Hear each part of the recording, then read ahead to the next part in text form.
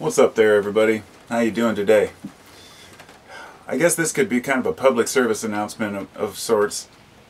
You know, I just got back from a birthday party. The neighbor across the street had a birthday, and they decided to have it at Round Table. It's a pizza place with a little arcade supposedly inside. So I drove my kids up to the party, and we got there, went in, had some pizza, and decided to get some tokens and go back to playing the arcade. Now look, when I was a kid, I enjoyed going to the arcade. I wasn't a huge gamer or anything, but once in a while when we had a few extra bucks, we would go down to Wonderland. It was a great place to go. It was a nickel arcade, so you go in there and you could spend 20 bucks and play video games all day. Well, when I walked back into the room in this place, I started looking at the machines, and there were only about 10 or 12 different games. There was one that was an actual game that you play with controllers, and it was a Jurassic Park shooting game. All the rest of them were ticket machines. And, you know, I haven't been to the arcade in quite a while. I mean, since I was a kid, but I go on and off when I'm, you know, going to kids' birthdays, and I see this more and more, you know, and it started back years ago with the skee ball, you know, skee ball, I guess it is, you know, where they'd give you a few tickets here, a few tickets there, and you might spend a couple bucks playing, you know, ball, get a few tickets, and go up and get your little plastic toy or whatever. But now all of the machines are ticket-based. In fact, I went to Chuck E. Cheese for a different birthday about a couple of years ago, and it was the same exact thing. All the machines were just garbage-ass games that had no challenge whatsoever. Now, the ticket machines have got even worse. Now it's not even a challenge. Now you're not rolling a ball up, or you're not trying to aim for anything. You literally drop a coin in a slot, it shoots it randomly, and you either win tickets or you don't. But the one that disgusted me, and the one that inspired me to make this video, was the one machine that was in the corner. It took 4 coins, 4 tokens. Now, each token is a quarter. So it's a full $1 to play this game one time. And it was the most popular game that the kids were playing.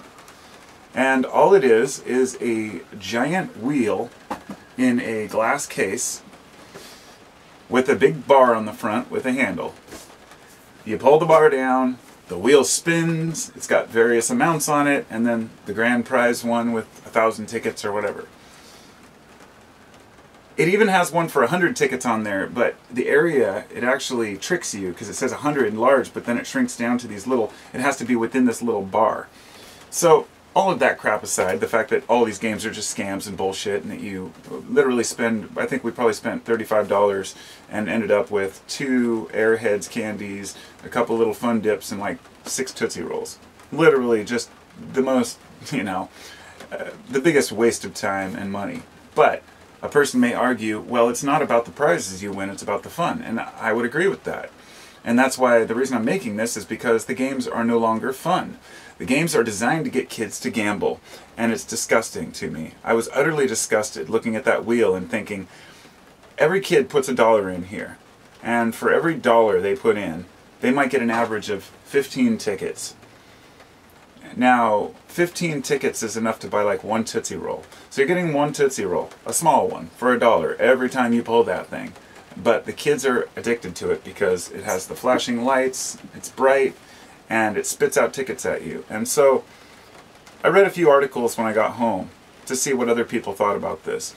And I'm definitely not the only one. You know, there's a lot of folks are concerned that some of these games are teaching kids to gamble. So, it's not the same as it was back in the day. A video game where you play and you enjoy it, you might get a dopamine rush, you might be excited, and you know, it may be a shooting game, it could be a running game, jumping game, any of these things, but you're actually part of the game and you're doing something in the game.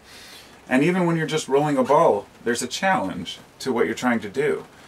And so now they just want kids to walk up and pull a lever, hope they get something, and then pull the lever again.